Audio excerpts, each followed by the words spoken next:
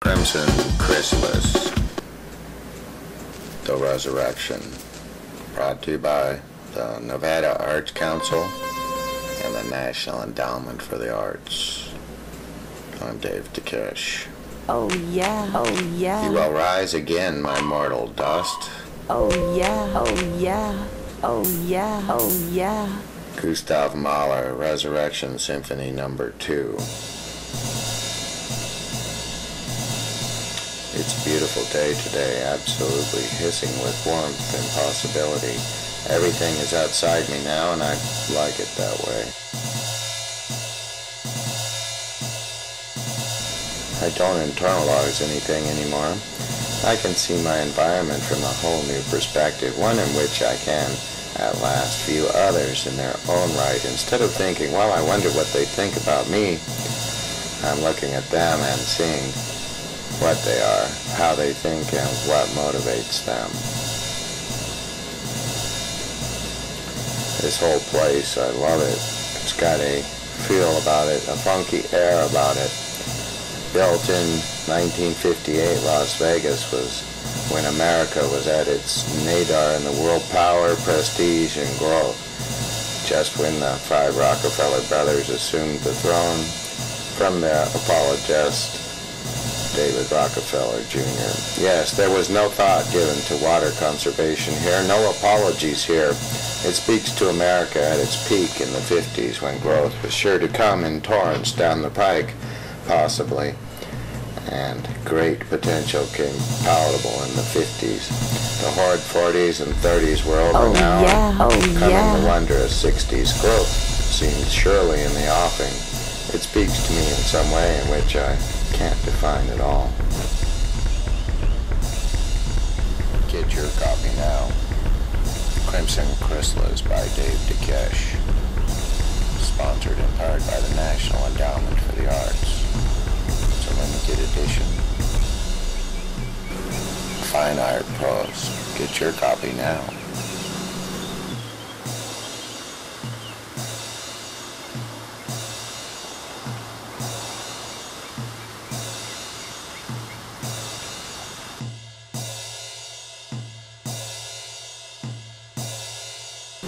There inside is a faded yellow sticker on the back metal panel of the medicine cabinet that has been there for years and years in nicely matching gold and brown lettering, almost to complement the oxidation of the paper. It says Permabuilt Steel Products Company, Los Angeles, No.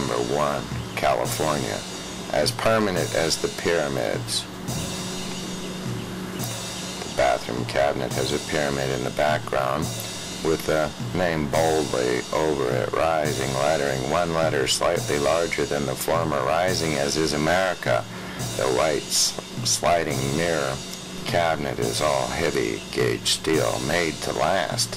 The feeling of permanency does permeate through the whole structure. The ambiance speaks of a solid America as before. The complex was nice in the 50s here in Vegas.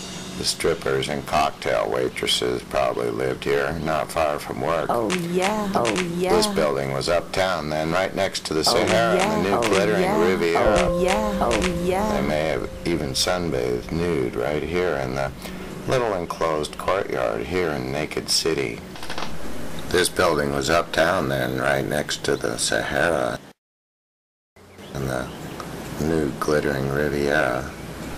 They may have even sunbathed nude right here in the little enclosed courtyard right here in Naked City. It got the name because of all the tour buses going through.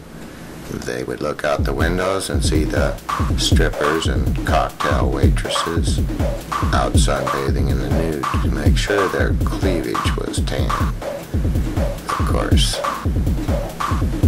back in those days with Bugsy Siegel and the mob-controlled Las Vegas, no tanning booths available.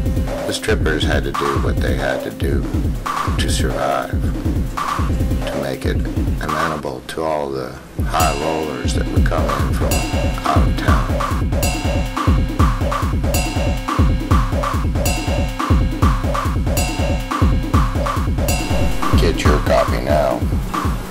Crimson Chrysalis by Dave DeKesh, sponsored in part by the National Endowment for the Arts. It's a limited edition. Oh yeah, oh yeah. Yet at the same time, the complex eschews the flamboyant ostentatiousness of the 70s. The building layout is simple and convenient, not flashy. There is a given fairness to this place that is indescribable.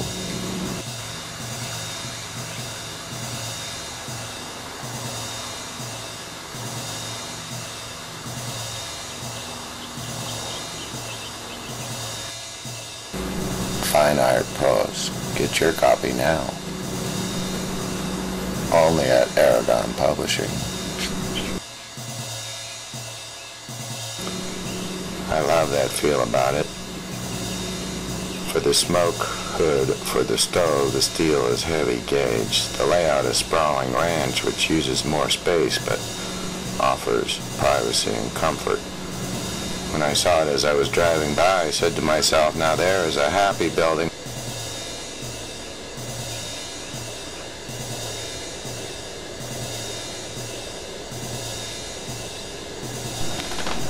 This building was uptown then, right next to the Sahara and the nude glittering Riviera. They may have even sunbathed nude right here in the little enclosed courtyard, right here in Naked City. It got the name because of all the tour buses going through. They would look out the windows and see the strippers and cocktail waitresses out sunbathing in the nude to make sure their cleavage was tan.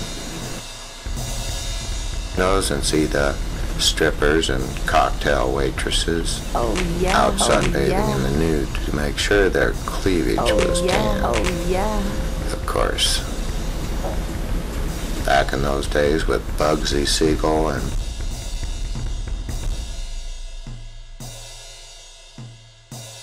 she did think there was someone there, but she didn't want to look around. She kept her eyes straight.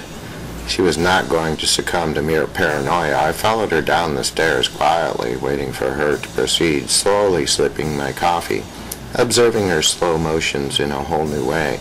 It seemed as though I knew what she was thinking. After all, I could hear her up early in the mornings. I saw her the other day. She bent over, petting and tending to her cats inside her apartment next to mine. I know everything about Anna. Finally, she got to the bottom of the stairs just now. Her arduous journey took forever. As she turned the corner to proceed along the walk, she clasped the banister with her arthritic fingers, knuckles white with fear of falling. She knew there was someone there. She knew it after all.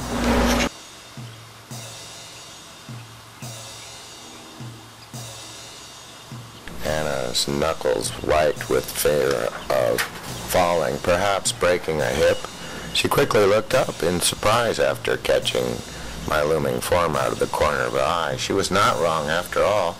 She did sense someone was there. I slowly began moving up behind her to pass her on the way to work.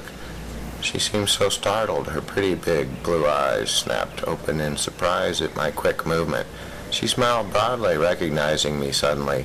She said, "Oh my, I didn't hear you at all. In fact, I never hear you. I'm hard of hearing, though." Her questioning look formed deep in the wrinkles of her face and her sparkling black irises, the one which she always has, as though she wanted me to formulate an answer for her. How could I tell her how well she heard?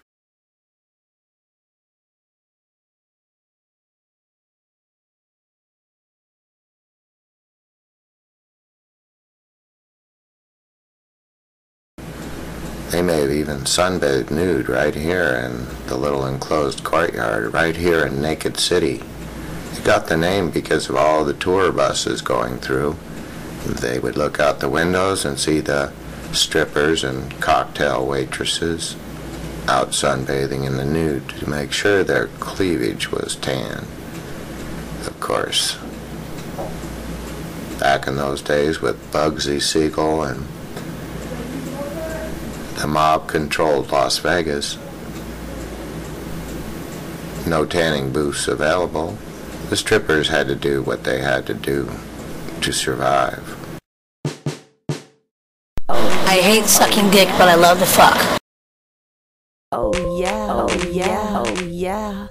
I hate sucking dick, but I love to fuck. I hate sucking dick, but I love to fuck.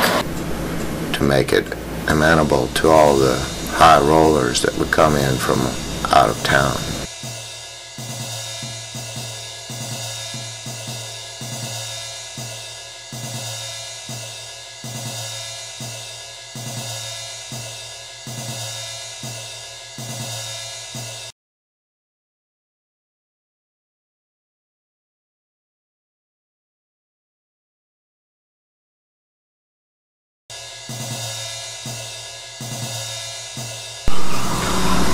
So one gazes in mild wonderment into the still water, only to be amazed at the near-perfect reflection of the procession.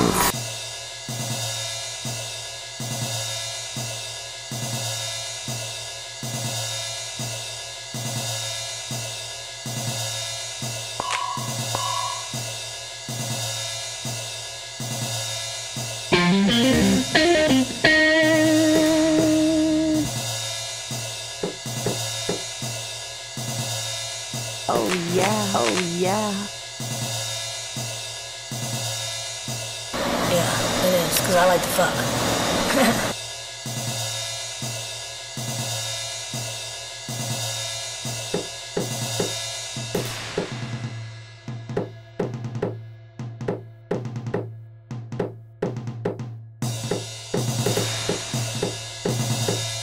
Only to be amazed at the near-perfect reflection of the procession from within the water.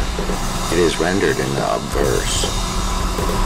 Now the bow juts insolently up in concordance with the occupant's hip. The line is now straight along the gunwale back to the last occupant in the stern. She is the focus. There, the green water, the green foliage, the yellow sun meld into the blue of her pooling dress. She seems now pressed in and down, not in anticipation of the fish, but as the crux of the painting. Sparks of red fly off her brim to the right into the deeper, darker, richer green of the gently opening glade. Invitation to the cool shade therein with concealment. It's private there, it's peaceful, and in repose there, among the pleasing, deeper green garden.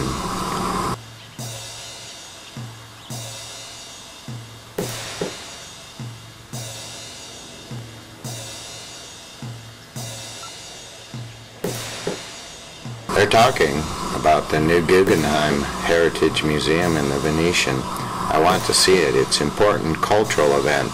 The director says that it's important to make people know that art is the most important thing in the world. Globalization and culture is the ultimate good aspect of the world. He is right.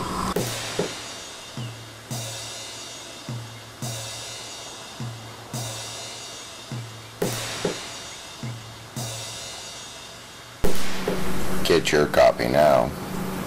Crimson Chrysalis by Dave DeKesh. Sponsored in part by the National Endowment for the Arts. It's a limited edition. Fine art prose. Get your copy now. Only at Arragon Publishing.